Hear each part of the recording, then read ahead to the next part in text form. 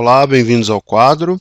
Hoje a gente vai começar o nosso estudo sobre conservação da quantidade de movimento. Bom, o nosso exemplo para ensinar esse assunto é de um jogo de sinuca.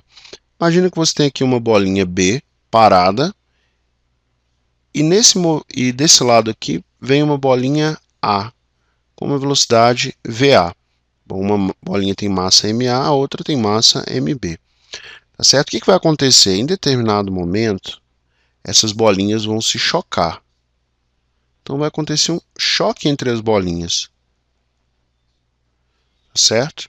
Vai acontecer um choque e depois desse choque, as duas bolinhas, como a gente já viu nos jogos de sinuca, vão se mover com velocidades diferentes, né?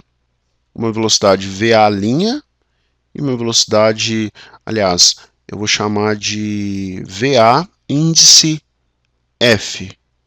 E aqui eu vou chamar de VB índice F. Essa aqui eu vou chamar de VA índice I. Tá certo? E o VB índice I, que é a bolinha parada, a gente já sabe que é igual a zero. Bom, enfim, acontece o choque e isso muda o movimento das bolinhas, né?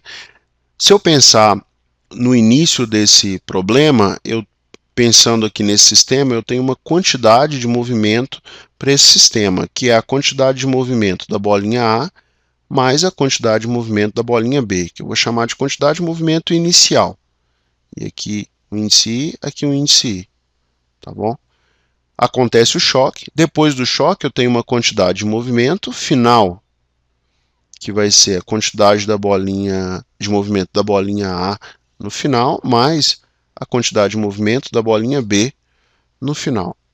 Antes de estudar o choque, vamos ver o que acontece aqui no meio para a gente aprender um conceito importante. Preste bastante atenção. A bolinha A tem um peso A. Bom, como essa bolinha está apoiada sobre uma superfície horizontal, essa superfície responde com uma normal A que anula o peso. O mesmo acontece para a bolinha B, que tem um peso B, ela tem um peso B, e a superfície responde com uma normal B, tá certo? Ou seja, na direção Y, a resultante das forças vai ser nula, né? Porque os pesos são anulados pelas normais, tá certo? Então a resultante... e outra coisa, na direção X, a gente não tem nenhuma força agindo, nenhuma força externa. Tem uma força interna, que eu vou fazer aqui de vermelho, ó, que é a força de ação e reação que uma bolinha faz na outra, tá certo? Mas isso são forças internas. Quando a resultante das forças externas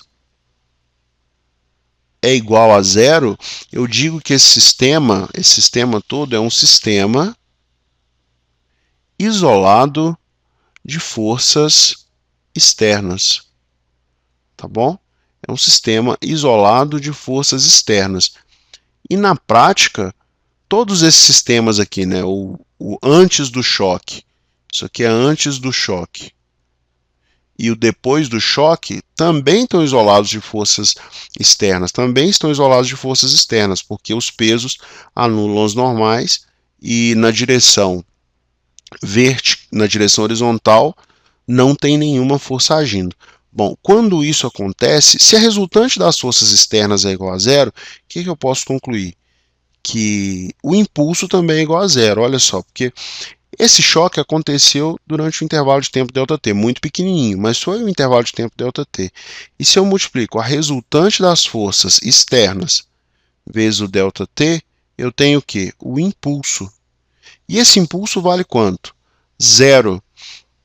Se eu pensar que o impulso é que provoca a variação da quantidade de movimento, se eu lembrar disso, que o impulso ele faz variar a quantidade de movimento, ou seja, eu tenho uma quantidade de movimento no final, menos uma quantidade de movimento no início, né? A quantidade de movimento no final é diferente da quantidade de movimento inicial por causa do impulso. Se eu lembrar que esse impulso é igual a zero, o que eu concluo? Que a quantidade de movimento no final é igual à quantidade de movimento no início.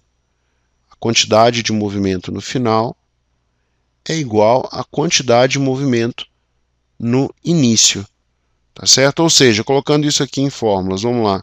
A quantidade de movimento da bolinha A no início, mais a quantidade de movimento da bolinha B no início, tudo grandezas vetoriais, é igual à quantidade de movimento da bolinha A no final, mais a quantidade de movimento da bolinha B no final.